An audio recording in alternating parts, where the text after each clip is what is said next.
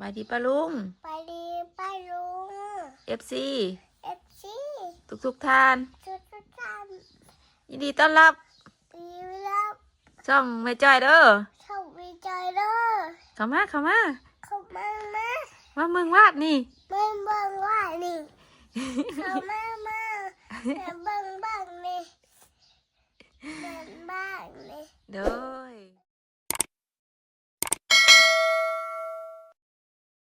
บาดยังหายเรามาบ่พ่อแม่กลับมาฮะ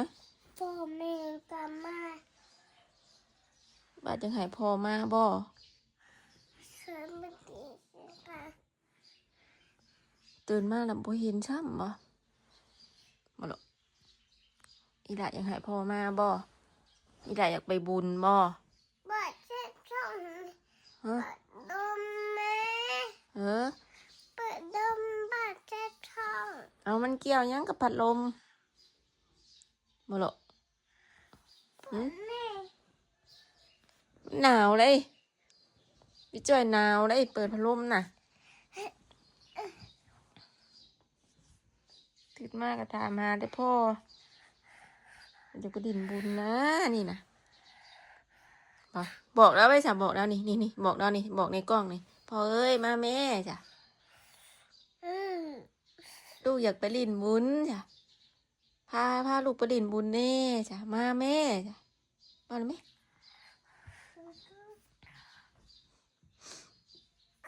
แม่ใช่พ่อนั่นนะวะตื่นมาแม่ฉีดยาแล้วแม่ลูกไปถิ่มไหมน่ะในกล่องไปถิ่มไปไปถิ่มไหมลูกไปไปถิ่มเลยเพื่อนพ่อมเพื่อนพ่อมนี่ไปถิ่มแทนล่างหาแล้วแม่จะเอาไปลูกไป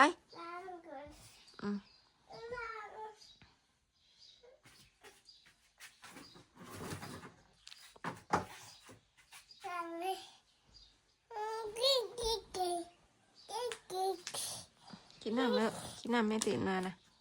กินพอหนัก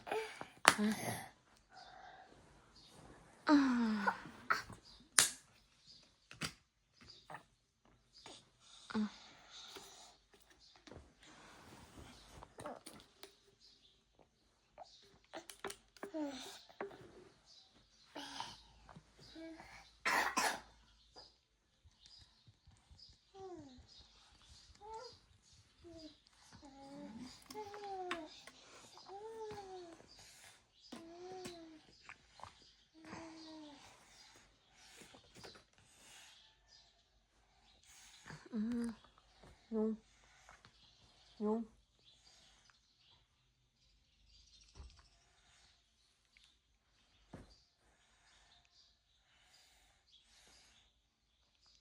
เพิ่นกวนปลาได้ป่ะได้เหมือนเพิ่นกวนปลาได้เหมือนปลาน้อยกดดูปลาน้อยกดนะใส่ปลานอนอยู่ใส่ลูกปลาน้อยที่ขึ้นนะขึ้นมาปลาขึ้นมานี่เลยบาดคิดแบบพอบุญมาเมื่อคืนนี่บ่หรอกขึ้นนี่ตื่นมาแล้วบ่เห็นซ้ำบ่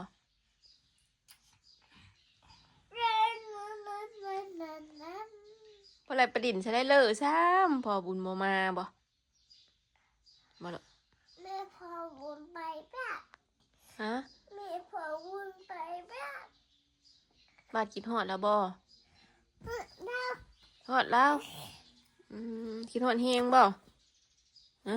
บ่โอมมีตู้เมืองไงมีตู้เมืองในกล่องนี่มีตู้เมืองนี่บาดคิดหอดแล้วเฮงบ่บ่หรอก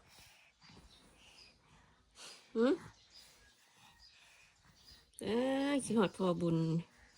นั่งแดมทองคิดหอดพอนี่แดมทองเอ้ยนี่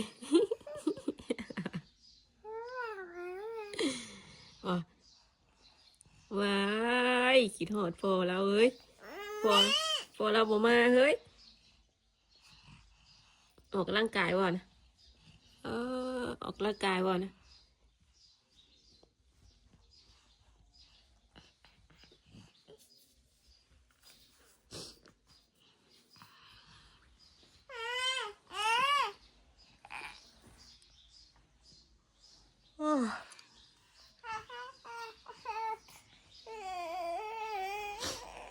น้องวะ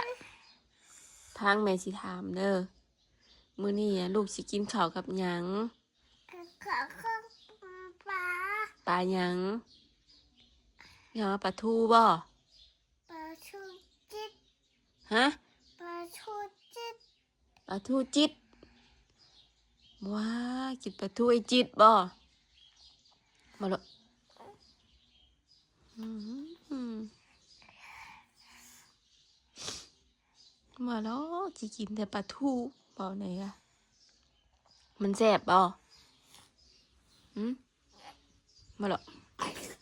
โอ้ยโอ้ยยังบ่เศร้าอยู่เฮ้อเฮ้อเฮ้ออยู่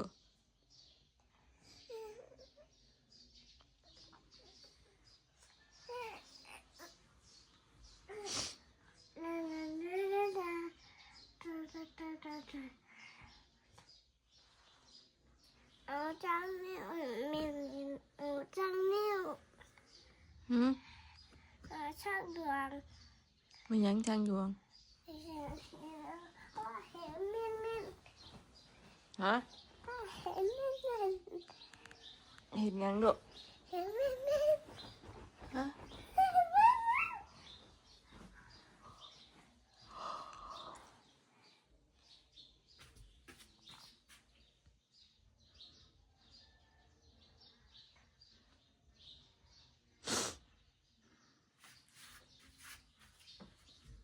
อย่าลมไม่จ่อยได้นะอย่าลมได้นะอย่าลมแก้ปวดหัวเลย เจ็บปวดหัว อย่าลมอย่าลมดีไว้เกณฑ์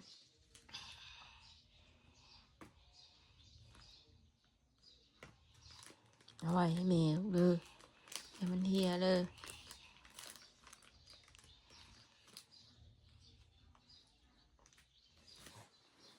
ละโว้ย โอ้ย à đâyสบายดีงามๆเนี่ย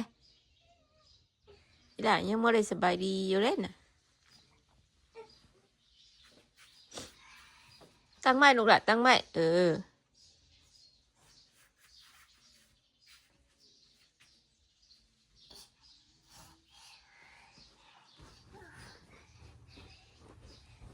เอาคือเห็ดนั่น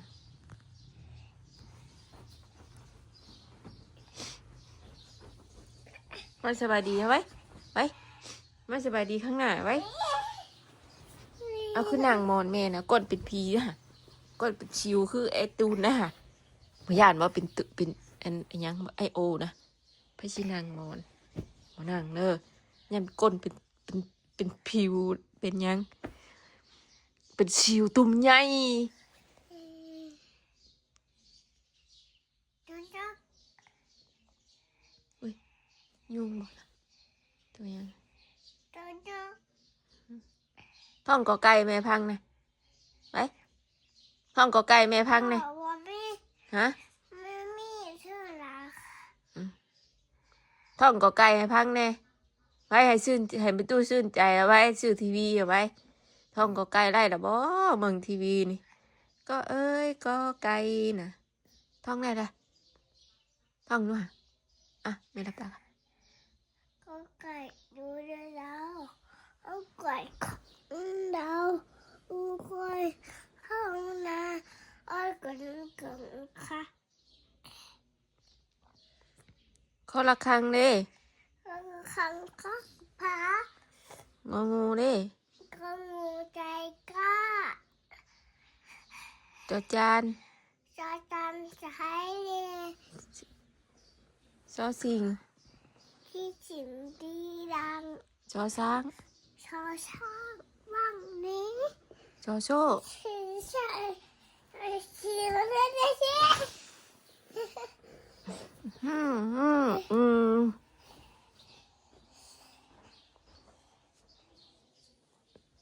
เมื่อหาไม่เมืองชักโมงเลยตลาดนัดบ้ายหรอปะลงนัดปะลงมาตลาดนัดฮะลงมาว้าย7 โมงเนี่ยตลาดนัดบ้ายอ่ะ7 โมง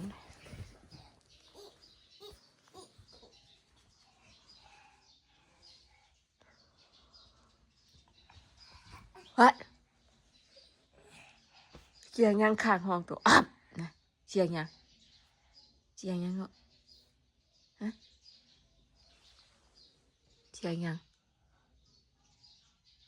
ฮะเสียงยังเนาะฮะเสียงยัง ฉันด่า หืม ฉันด่า เสียงยังนะ ฉันด่ายามันฉันด่าแดะ อืม ฉันด่ายาไม่ฉันยาไม่เนี่ย อืม ยาโทรมาจูจานนะ อืมเสียงมาทุจ้าอยู่วัดบ่ ยาอยู่วัด อ๋อเก่งเก่งเก่งเมื่อสิถามลาตี้ยันไปใส่ลาตี้นะ มันไปเที่ยว อืมไปเหิงบ่ ไปเถอะ อืมมาดกินฮอดอยู่บ่อืมไรเงินหลายว่ามันสิมาบ่บ่หรอกบ่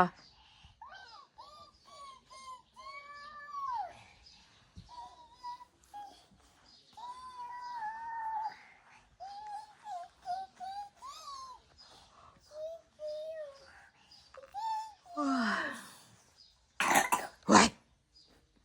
ตกใจเสียงว่าเลยไว้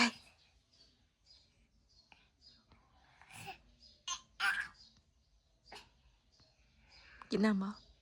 ฮะ กินน้ำบ่กินบ่น้ำสวัสดีค่ะก็นะ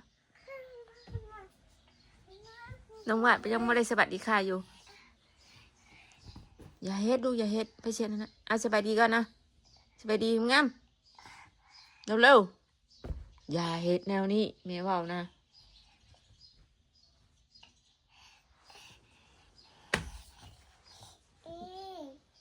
อย่า บ่ต้องออกมาเอาไปกองไว้พุ่นนะลูกเอากองไว้พุ่นกองไว้พุ่นเอาไว้พุ่นอย่าเอามาแม่เว้าเราเว้าพังไงติเอามาแม่สิไปหายคนเอามาดึกมามาแม่สิเอาไปหายคนเลย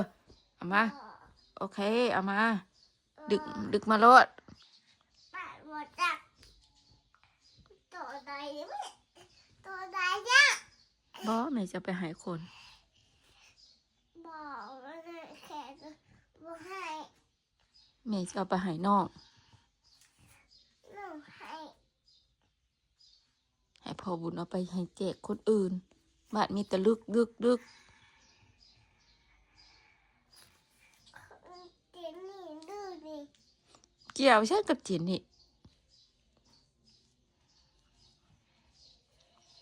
ลูกดื้อบัดสิไปเกี่ยวกับเจนนี่ ไม่เอาหนูเจนนี่ เจนนี่ช่างเจนนี่ก็อยู่เฮือนเราก็เกี่ยวช่างกับเรา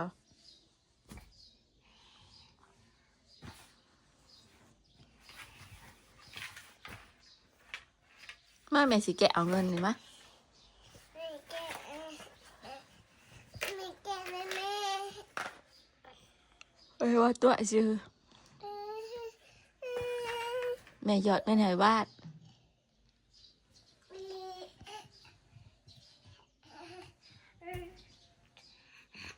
มาตายแล้ว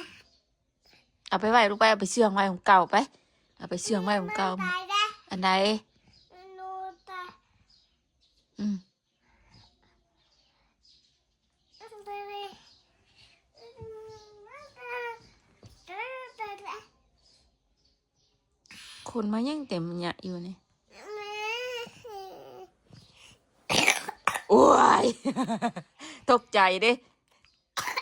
โอ้ย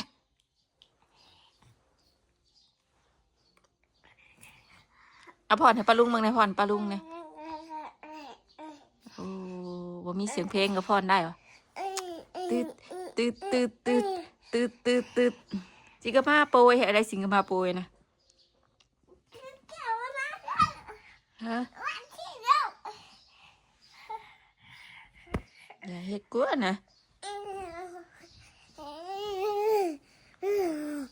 ไพ่เอาใหายวาดนี่คือลายแท้การ์ตูนนี่ฮะไพ่เอาใหายพ่อบุญนึกปุ้งบ่ แมลงนกกระดึกให้อีกแน่นี่แมลงเราสิมานั่นแมลงเรามารับบ้านไปดินใส่เลย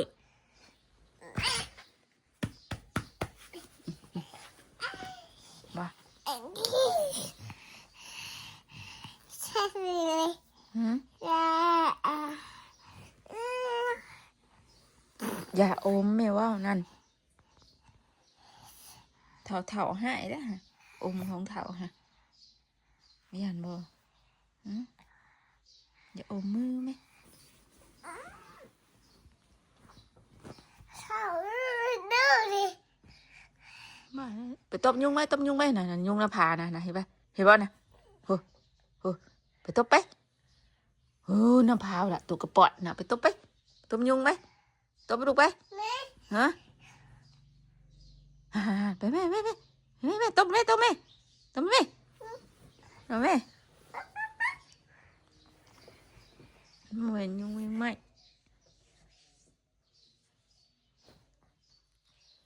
ตบแม่ แม่ครับ มาแล้วฮะตบไป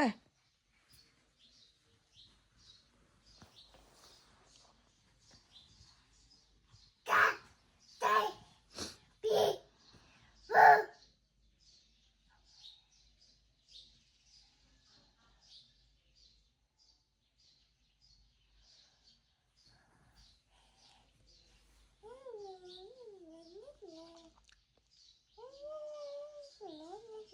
มาสนะปะไปช่วยนาปะลูกปะ ไปยัง ไปช่วยนา ไปยัง ไปช่วยนาอาบน้ หนาวอะไร ำฮะ หนาวอะไร หนาวแล้ว มีไปยังหนาว ฮะ ไป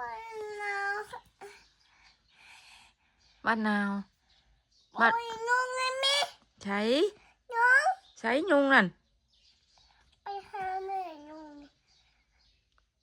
บ่อาบน้ำบ่บ่ลูกป้าไปช่วยนาไปจ้ะปะช่วยนาแปรงฟันปะมันหนาวก็บอกอาบไปช่วยช่างหน่อยยังอาบไป ให้น้องอาบ ฮะอาบน้ำอุ่นเลยบ่อาบบ่ บ่ ฮะบ่อาบบ่เมื่อนี้ไปว่าหน้าตู้นะไปกินปลาหน้าตู้บ่ ฮะ ไปกินปลาหน้าตู้บ่ เจ๊ ไปไหม ไป ไปไหมจ๊ะ ไป ไปหาไอ้บ่าวบ่ ไปหาเป้า กินหอดแล้วบ่ ขอเท่าเรา อืม แม่เย็นมันที่ได้เป็นอย่างนั้นดีดี บ้านดื่มแนบจักบ้านอยู่บ้านไหนนี่นะดื่มแนบจักบ้านหยังห้องปะลุงมาหลินบุญกองเข่าอยู่ไปอยู่บ้านโคกใหญ่เมืองอุทุมพรแข่งสวรรณเขตเด้อบุญกองเข่าบ่อื่นเด้อจ้ะห้องปะลุงมาหลินทำไมไปห้องปะลุงอยู่มาหลินบุญบ้านโคกใหญ่เด้อจ้ะเอาสืบเขาช้างลูกเรียแท้น่ะทางออกมาอะไรลูก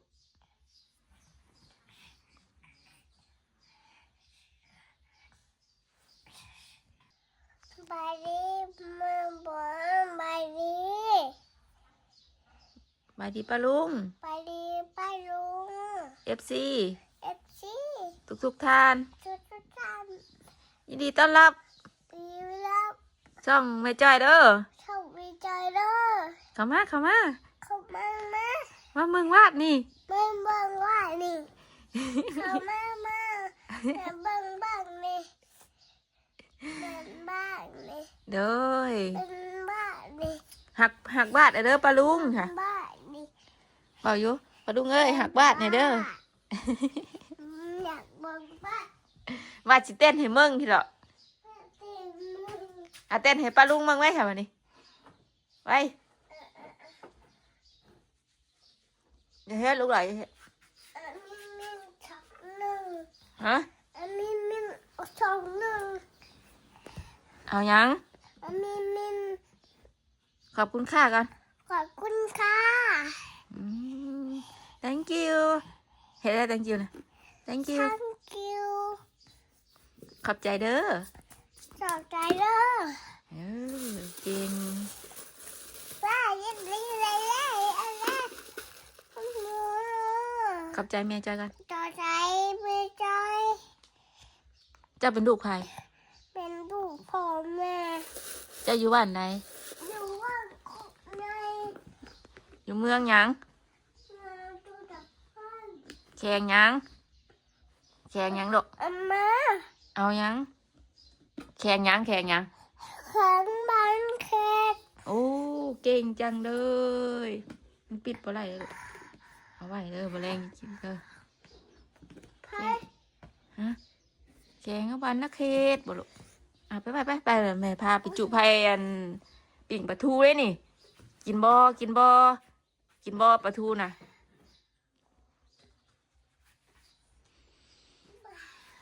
ให้แม่ ไปบ้านเพื่อนเด้อ เออ เดี๋ยวบ้านโดด อืมอุ้ย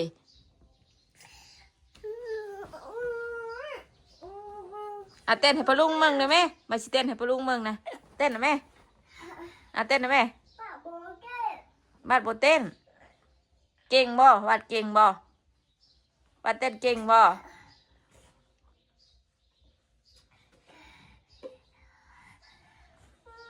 ป้าแม่พาไปปิ้งปลาทูปะ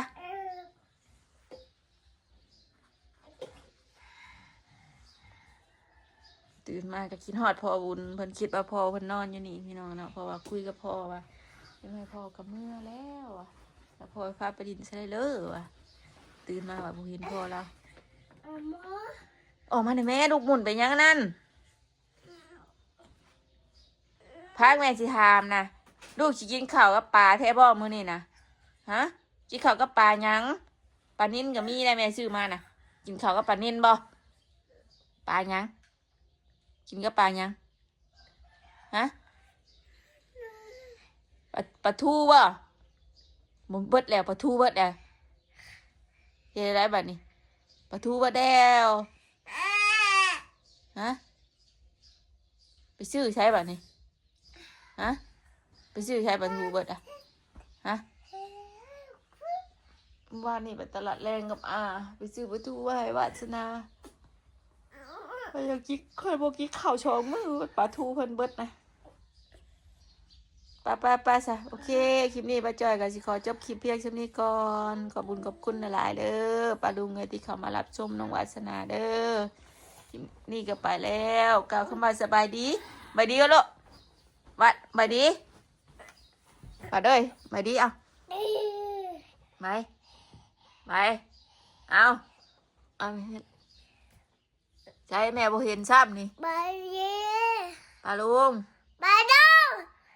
จบคลิปเพียงเท่านี้ก่อนเด้อไปแล้วส ต่อ วัสดี เรื่อง บ๊ายบาย บาย เอาบอกดีๆ จุ๊บมาบ่